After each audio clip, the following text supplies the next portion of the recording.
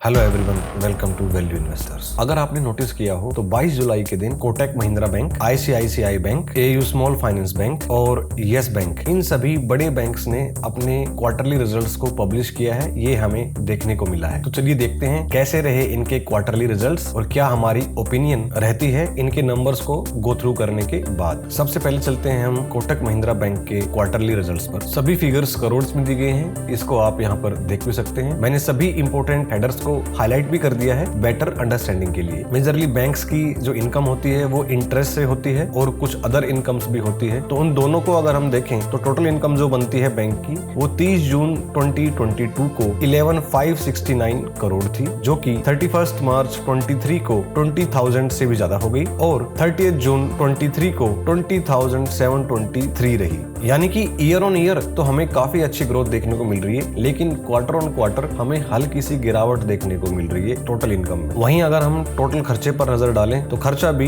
7800 करोड़ से बढ़ के ईयर ऑन ईयर 14,000 करोड़ तक पहुंच गया है। ऑपरेटिंग प्रॉफिट पर नजर डालें तो 3700 करोड़ से बढ़कर 6,000 करोड़ तक पहुंच चुका है ईयर ऑन ईयर। यानी कि ईयर ऑन ईयर हमें काफी अच्छी ग्रोथ बैंक के नंबर्स में देखने को मिल रही है। फिर सभी टैक्सेस वगैरह डिडक्ट करने के बाद जो टोटल प्रॉफिट बचता है बैंक का वो एक साल पहले था सेम क्वार्टर में 2755 करोड़, जो अब है 4150 करोड़। यानी कि ईयर ऑन ईयर बहुत ही अच्छी परफॉर्मेंस देखने को मिली है हमें कोटक बैंक के क्वार्टरली रिजल्ट्स में। क्वार्टर ऑन क्वार्टर हमें हल्की सी गिरावट देखने को मिलती है, लेकिन जब भी हम किसी कंपनी के नंबर्स का ओवरव्यू करते हैं या उसके नंबर्स को गो थ्रू करते हैं तो हमें उस कंपनी की एवरेज परफॉर्मेंस देखनी चाहिए ईयर ऑन ईयर। तो ईयर ऑन ईयर तो रिजल्ट्स आउटस्टैंडिंग देखने को मिल रहा है। अब जो दूसरी चीज आती है जिस पर हमारा ध्यान बहुत ही ज्यादा जाना चाहिए वो जाना चाहिए नेट एनपीए पर, यानी कि नॉन परफॉर्मिंग असेट्स। बैंक जिस किसी को भी पैसा देता है तो पैसे उससे वापस भी आने चाहिए, और जब पैसे वापस नहीं आते तो बैंक्स उसको नॉन परफॉर्मिंग असेट्स कहकर बुलाता है। तो उसका परसेंटेज भी हमें ईयर ऑन ईयर घटते हुए देखने को मिला है। एक साल पहले सेम क्वार्टर में 0.69% था नेट एनपीए का परसेंटेज, जो घटकर अभी 0.43% रह गया है। ऑल इन ऑल कहने वाली बात यह है कि नंबर्स काफी अच्छे देखने को मिल रहे हैं। अब हम आ गए हैं आईसीआईसीआई बैंक के कंसोलिडेटेड फाइनेंशियल रिजल्ट्स पर। फिगर्स सभी करोड़ में दिए गए हैं। Total income year on year 39,218 crore से बढ़कर हो गई है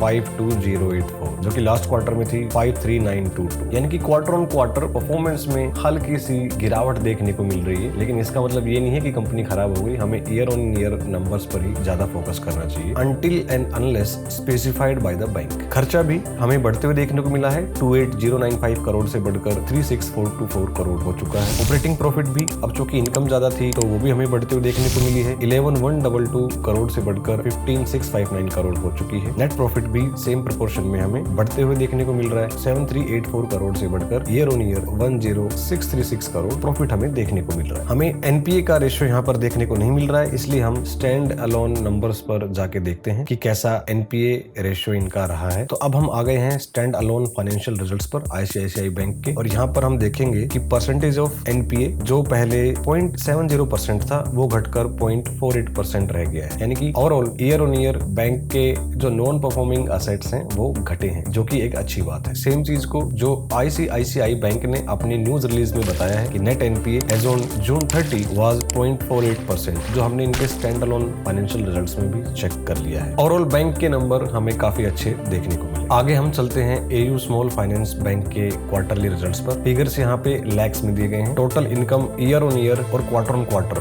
दोनों ही तरीके से हमें बढ़ते हुए देखने को मिली है। एक साल पहले सेम क्वार्टर में जो टोटल इनकम थी वो 1,97,934 लैक्स थी, जो कि उसके नेक्स्ट क्वार्टर में 260 लैक्स तक पहुंची, और अब जो कि 31 मार्च 2023 को 260 लैक्स से भी ज्यादा थी, और 30 जून 23 में ये इनकम बढ़कर 277,345 लैक्स हो चुकी है। अब चूंकि इनकम बढ़ी है तो खर्चा भी बढ़ता हुआ हमें देखने को ही मिल रहा है। ओवरऑल अगर हम नेट प्रॉफिट पर चलें सभी चीजों पर नजर डालते हुए तो नेट प्रॉफिट एक साल पहले सेम क्वार्टर में 26,786 लैक्स था, जो कि 31 मार्च 2023 को 42 लैक्स से भी ज्यादा था, लेकिन इस बार 30 जून 2023 को 38,689 लैक्स देखने को मिल रहा है। ईयर ऑन ईयर तो हमें ग्रोथ देखने को मिल रही है, लेकिन क्वार्टर ऑन क्वार्टर ग्रोथ में गिरावट ही देखने को मिल रही है। इन्वेस्टमेंट पॉइंट ऑफ व्यू से ईयर ऑन ईयर परफॉर्मेंस ज्यादा मैटर करती है, quarter on quarter performance traders के लिए ज्यादा मैटर करती है। लेकिन एक चीज मुझे यहाँ पे थोड़ा सा खल रही है, वो ये है कि जो नेट एनपीए है वो ईयर ऑन ईयर कुछ खास घटे नहीं है। 31 मार्च 23 को एनपीए रेशियो 0.42% था, जो बढ़कर 0.55% हो गया है। तो ये थोड़ा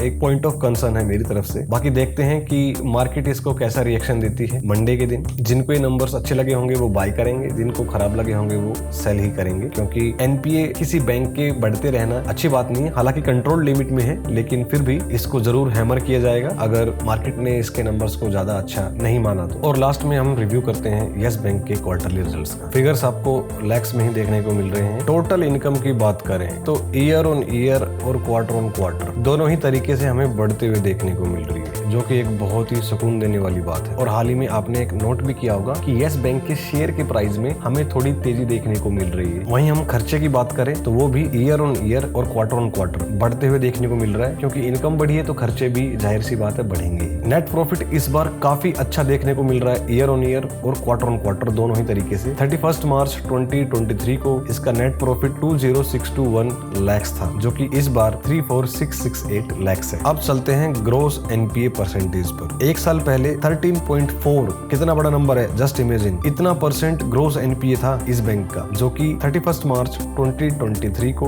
2.2 था और अब फर्दर घटकर मात्र 2% ही रह गया है। लेकिन अगर हम नेट एनपीए की बात करें, यानी कि बैंक ने जिनको राइट ऑफ कर दिया है कि ये पैसे नहीं आएंगे, तो परसेंटेज फिगर में एक साल पहले वो 4.2% था, 31 मार्च 2023 को 0.8% था, लेकिन अब हमें बढ़ते हुए देखने को मिल रहा है 1%। तो ये एक पॉइंट ऑफ कंसर्न है। शायद हो सकता है बैंक पे हैमरिंग फिर से हो। यस बैंक की सबसे बड़ी प्रॉब्लम ही यही रही है कि यह बैंक एनपीए को कंट्रोल करने में नाकामयाब रहा है, और इसी वजह से यह बैंक कभी निफ्टी 50 का पार्ट हुआ करता था और आज वहां से निकल चुका है। बाकी overall percentage of net NPA 1% के अंदर ही है, तो ये भी एक अच्छी ही बात है। अभी तक जिन भी बैंक्स का हमने नंबर्स देखे हैं, जैसे कि Kotak bank, ICICI bank, AU small finance bank, 0.5 के आसपास उनका नेट एनपीए परसेंटेज था, वेयरएज यस बैंक का हमें 1% पर देखने को मिल रहा है। और यही वजह है ये बैंक आगे नहीं बढ़ पा रहा है। जब ये बैंक अपने नेट एनपीए को कंट्रोल कर लेगा तो हमें इस बैंक में तेजी देखने को मिल सकती है। तो फिलहाल के लिए इतना ही। वीडियो अगर आपको इन्फॉर्मेटिव लगा हो तो वीडियो को लाइक और शेयर कर दीजिए और चैनल को सब्सक्राइब कर लीजिए, ताकि आने वाले सभी वीडियोस की नोटिफिकेशन सबसे पहले आप तक पहुंच सके। इसी के साथ मिलते हैं नेक्स्ट वीडियो में।